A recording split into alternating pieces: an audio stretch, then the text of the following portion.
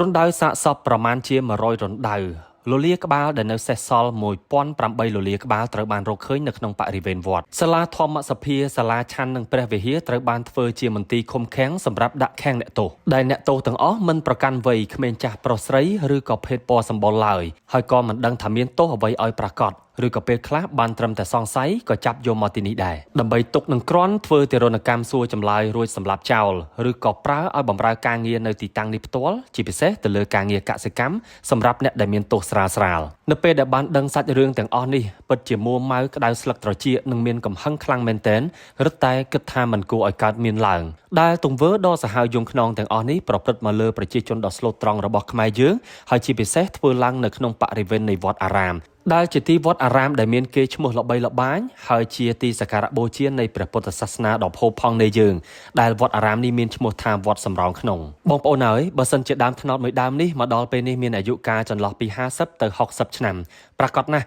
់ដើមត្នោតនេះមានវត្តមាននៅពេលដែលទាហានខ្មែរក្រហមវាយសម្លាប់កុមារក៏ដូចជាយកកុមារាកុមារីទៅបោកជាមួយនឹងគល់ត្នោតរួចបោះចូលទៅក្នុងអណ្ដូងទឹកមួយនេះដោយសារតែទីតាំងនេះគឺជាទីតាំងដែលជាភស្តុតាងប្រវត្តិសាស្ត្រស្រាប់ត្រូវបានសាក់សីរស់ដោយគាត់បញ្ជាក់មកថាគាត់បានឃើញទាហានខ្មែរក្រហមយកទីតាំងស្រះទឹកនេះសម្រាប់ដាក់សាកសពកុមារដែលត្រូវបានសម្លាប់រួចដែលក្រុមនោះត្រូវបានគេហៅថាជាកងសន្តិសុខដើម្បីការពារនៅមណ្ឌលសន្តិសុខវត្តសំរោងក្នុងនាសម័យនោះដំបៅចាស់មិនទាន់នឹងរលប់នឹងជាសះស្បើយស្រួលបួលផងដំបៅថ្មីមកគួរឲ្យឈឺចាប់ទៀតហើយពិបាកដែររស់នៅក្បែរញាតិជិតខាងដែលមិនគួរឲ្យទុកចិត្តញាតិជិតខាងខ្លះរពិលរពូចលេមលើមលុកលុយដែលមើលទៅមិនគួរជាទីទុកចិត្តបានសោះរីឯញាតិជិតខាងខ្លះមើលទៅល្អប្រសើរគួររាប់អានតែលួចនៅមុខស្រស់ឆ្លងកាត់នៅរឿងរ៉ាវដ៏ឈឺចាប់ទាំងអស់នេះហើយទើបធ្វើឲ្យខ្ញុំដឹងថាអ្វីដែលយើងគួរធ្វើនៅពេលនេះគឺធ្វើឲ្យកូនខ្មែរស្គាល់មិត្តស្គាល់សត្រូវនិងស្គាល់ពីខ្លួនឯងច្បាស់នេះហើយទើបជាអ្វីដែលយើងគួរធ្វើហើយពីខ្ញុំបាទនាវចម្រើនគ្មានអ្វីទេបងប្អូនមានតែសម្លេងផ្សព្វផ្សាយដ៏តូចមួយនេះផ្សព្វផ្សាយពីរឿងរ៉ាវប្រវត្តិសាស្ត្រដិតដាមឲ្យកូនខ្មែរគ្រប់រូបបានដឹងបានឮនិងចង់បញ្ជាក់ឲ្យបានច្បាស់ថា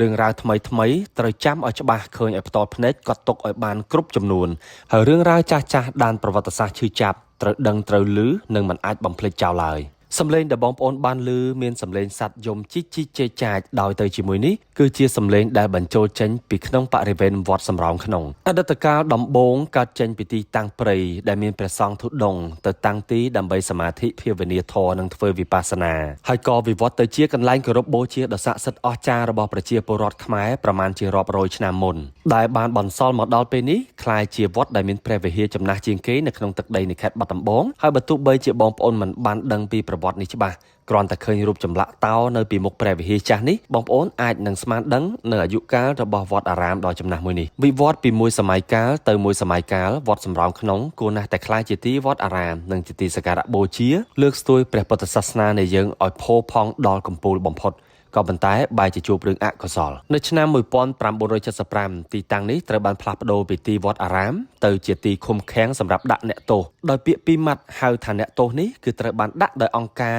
នៅក្រោមរបបកម្ពុជាប្រជាធិបតេយ្យ1975ដល់ឆ្នាំ1979ក្មេងចាស់ប្រុសស្រីសូម្បីតែព្រះសង្ឃគឺត្រូវបានយកមកឃុំឃាំងនៅទីតាំងនេះក្នុងគោលបំណងធ្វើទារុណកម្មសួរចម្លើយក្នុងគោលបំណងនៅក្នុងការបម្រើនៅក្នុងការងារកសិកម្មនិងបម្រើឲ្យផលប្រយោជន៍ទីតាំងនេះទាំងមូលអាចដើរហើរនៅខាងក្រៅបានក៏ប៉ុន្តែត្រូវធ្វើការងារឲ្យបានដិតដល់មែនទែនអាចនិយាយបានថាធ្វើការងារលើសកម្លាំងសម្រាប់បងប្អូនប្រជាពលរដ្ឋណាដែលត្រូវបានគេចោទប្រកាន់ថាមានទោសស្រាលនឹងត្រូវបានដាក់ខ្នោះដាក់ឃ្នៀងឲ្យជាប់គ្នានិងវាយធ្វើទារុណកម្មសម្រាប់សួរចម្លើយសម្រាប់ប្រជាពលរដ្ឋខ្មែររូបណាដែលត្រូវបានគេចោទប្រកាន់ថាមានទោសធ្ងន់ឬក៏ជាប់សង្ស័យនឹងត្រូវបានសម្លាប់ដោយគ្មានអភ័យហើយយកទៅកប់ចោលក្បែរនោះនៅពេលដែលការសួរចម្លើយរួចរាល់ឃើញថាមានទោសហើយអណ្ដូងនៅមុខខ្ញុំបាត់នេះបងប្អូនគឺជាអណ្ដូងសម្រាប់សម្លាប់កុមារទាំងនោះចូលមកបន្ទីសន្តិសុខជាមួយនឹងឪពុកម្ដាយណាឬក៏សាច់ញាតិរបស់ពួកគេអំឡុងពេលនៃការចាប់ខ្លួន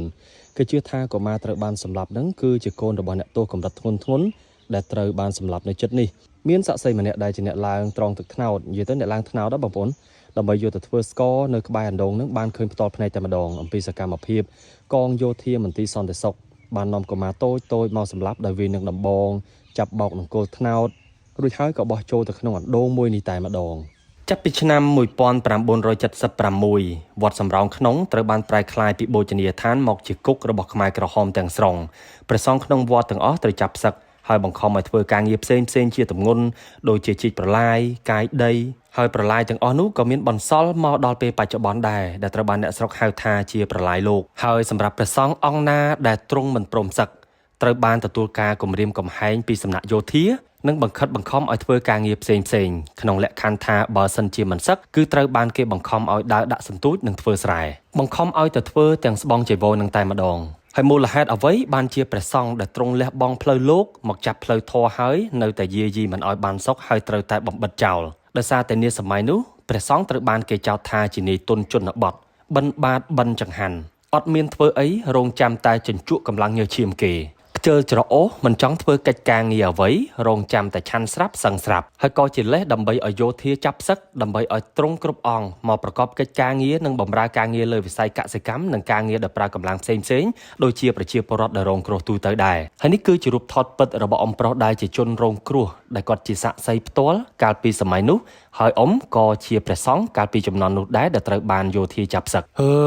បងប្អូនហើយគ្រាន់តែស្ដាប់ក៏តឹងទ្រូងជំនួសដែរសម្រាប់បងប្អូនប្រជាពលរដ្ឋហើយក៏មិននឹកស្មានថាម្ដាយឪពុករបស់ខ្ញុំក៏ជាជនរងគ្រោះដែលឆ្លងកាត់នាសម័យនេះដូចគ្នាហើយពិតជាមហាសំណាងមួយនៅក្នុងមួយលានគ្រោះថ្នាក់ដែលបង្កើតយើងឲ្យបានមានរស់រានជីវិតដល់សពថ្ងៃនេះហើយរឿងរ៉ាវដែលឈឺចាប់ខ្លោចផ្សាទាំងអស់នេះពិតជាមិនអាចរៀបរាប់នៅក្នុងវីដេអូតែប៉ុន្មាននាទីនេះអស់ទេបងប្អូនបើសិនជាចង់ដឹងចង់ឮចង់ឃើញនៅភស្តុតាងជាក់ស្ដែងអាចមកសិក្សាស្រាវជ្រាវនិងមកលេងបានទីតាំងនៅក្នុងបរិវេណនៃវត្តសំរោងក្នុងទឹកដីនៅក្នុងភូមិសំរោងឃុំសំរោងស្រុកឯកភ្នំខេត្តបាត់ដំបងជាប់គ្នាជាមួយនឹងក្រុងបាត់ដំបងដែរទេបងប្អូនដោយវត្តសំរោងក្នុងនេះបងប្អូនបានមកកំសាន្តគឺមិនខកបំណងទេមាននៅព្រះវិហារដែលមានអាយុកាលចំណាស់ជាងគេនៅក្នុងខេត្តចំណាស់ជាងគេបង្អស់តែម្ដងមាននៅភស្តុតាងដិតដាមពីប្រវត្តិសាស្ត្រនៃប្រវត្តិសាស្ត្រកម្ពុជាប្រជាធិបតេយ្យសម័យខ្មែរក្រហម1975ដល់ឆ្នាំ1979ដោយសាលាបាយឬក៏សាលាឆាន់នឹងត្រូវបានធ្វើជាគុកសម្រាប់ដាក់អ្នកទោសកម្រិតស្រាលរីឯសាលាធម្មសភាត្រូវបានប្រើជាកន្លែងឃុំឃាំងអ្នកទោសបរិសុទ្ធកម្រិតធ្ងន់ហើយព្រះវិហារសម្រាប់ដាក់អ្នកទោសដែលភាគច្រើនជាស្ត្រីហើយកុដិឈើធំមួយខ្នងនៅក្បែរព្រះវិហារថ្មីនឹងជាកន្លែងស្នាក់នៅរបស់ខ្មែរក្រហមចំណែកឯអគារមួយទៀតត្រូវបានគេប្រើជាកន្លែងធ្វើទារុណកម្មនិងសួរចម្លើយប្រជាជនស្លូតត្រង់ជាច្រើនបងប្អូនហើយត្រូវបានខ្មែរក្រហមសម្លាប់ទម្លាក់ចូលរណ្ដៅនៅចន្លោះឆ្នាំនឹងលលាក្បាលដ៏ច្រើនស្អិចស្កះដែលបន្សល់ជាអតិថិប្រមាណជា1008នាក់ត្រូវបានជីកកកាយឃើញពីក្នុងរណ្ដៅតែម្ដងហើយប្រមូលទុកនៅក្នុងស្ទូបដែលបងប្អូនបានឃើញនៅក្នុងវីដេអូនេះអញ្ចឹងដើម្បីក្រើនរំលឹកដល់បងប្អូនប្រជាពលរដ្ឋទាំងអស់ឲ្យចងចាំនៅមហាសោកនាដកម្មដ៏ឈឺចាប់ទើបតែកាត់ឡើងនៅពេលថ្មីនេះទេបងប្អូនចំនួនម្ដាយឪពុកយើងហ្នឹងពិតជាវេទនាមែនទែន3ឆ្នាំ8ខែ20ថ្ងៃរហូតដល់វត្តនេះត្រូវបានរំដោះនៅថ្ងៃទី13ខែមករាឆ្នាំ1979ហើយបន្ទាប់ពីទីតាំងវត្តនេះត្រូវបានរំដោះចេញផុតពីរបបខ្មែរក្រហមបងប្អូនរបបនឹងដួលរលំភ្លាមរណ្ដៅសាកសពប្រមាណជា100រណ្ដៅនៅជុំវិញបរិវេណបូជនីយដ្ឋានសពថ្ងៃហ្នឹងគឺត្រូវបានរកឃើញប្រជាជនខ្មែរដ៏ស្លូតត្រង់របស់ខ្ញុំអើយមិនដឹងជាពេលណាឡើយទើបអ្នកអាចស្រាក់ស្រានពីបញ្ហាក៏ដូចជាការឈឺចាប់ទាំងអស់នេះដំបៅចាស់មិនទាន់នឹងរលប់ស្រួលបួលផងការឈឺចាប់នៅមានដិតដាមនៅក្នុងក្រអៅបេះដូងប្រជាពលរដ្ឋខ្មែរបែរជាមកជួបរឿងសង្គ្រាមឈ្លានពានពីសំណាក់បរទេសជិតខាងបន្ថែមទៀតទៅវិញដែលធ្វើឲ្យបងប្អូនប្រជាពលរដ្ឋយើងជាច្រើនពាន់គ្រួសារជាច្រើនម៉ឺនអ្នកទទួលរងផលប៉ះពាល់និងទទួលនៅការឈឺចាប់បន្ថែមទៀតនៅពេលនេះទៅវិញឆ្លងកាត់បទពិសោធន៍ដ៏ឈឺចាប់រឿងរ៉ាវដ៏ស្មុគស្មាញនិងឈឺក្បាលក្តៅចិត្តស្ទើរប្រេះទ្រូងទាំងអស់នេះហើយទើបធ្វើឲ្យខ្ញុំគិតឃើញថាដើម្បីឲ្យយើងរឹងមាំដើម្បីឲ្យយើងជំនះបាននៅបញ្ហាទាំងអស់នេះដំណោះស្រាយតែមួយគត់គឺទាល់តែយើងខ្លាំងហើយយើងទាំងអស់គ្នាខ្លាំងបានតតែយើងមានប្រជាជនដែលជាប្រជាជនខ្លាំងមានសក្តានុពលហើយប្រជាជនដែលមានសក្តានុពលទាំងអស់នោះកាត់ឡើងពីទំពាំងដ៏ល្អរបស់យើងពីគ្រឹះបាតក្រោមរហូតពីពេលនេះតទៅអញ្ចឹងចុងក្រោយគ្មានអីទេមានតែពាក្យផ្ដាំផ្ញើតិចតួចទៅកាន់បងប្អូនយុវជនយុវតីដែលកំពុងតែសិក្សារៀនសូត្រគួរតែចំណាយពេលវេលាសិក្សារៀនសូត្រឲ្យបានម៉ឺងម៉ាត់ខ្ជាប់ខ្ជួនប្រើប្រាស់ធនធានថវិកាដែលខ្លួនឯងមានពីឪពុកម្ដាយពីក្រុមគ្រួសារ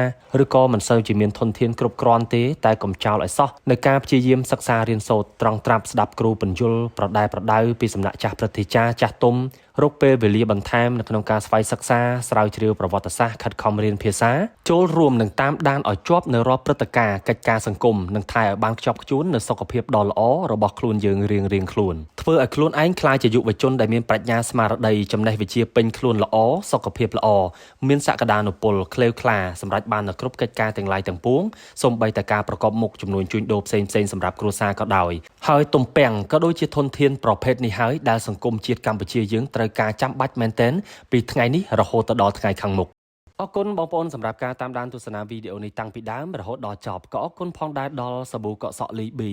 បងប្អូនហើយបើសិនជាមានបញ្ហាសក់ក្បាលស្បែកក្បាលឬក៏មានបញ្ហាអង្គែពិបាកសម្អាតអីណាអស់បញ្ហាហើយបងប្អូនជ្រើសរើសយកទៅប្រើប្រាស់នៅសាប៊ូកក់សក់លីប៊ីម្ដងមើលបើសិនជាប្រើហើយបងប្អូនច្បាស់ជាដឹងច្បាស់នៅប្រសិទ្ធភាពបើបងប្អូនមិនទាន់បានប្រើទេសាកល្បងម្ដងនឹងជាប់ជាមួយជាប្រចាំតែម្ដង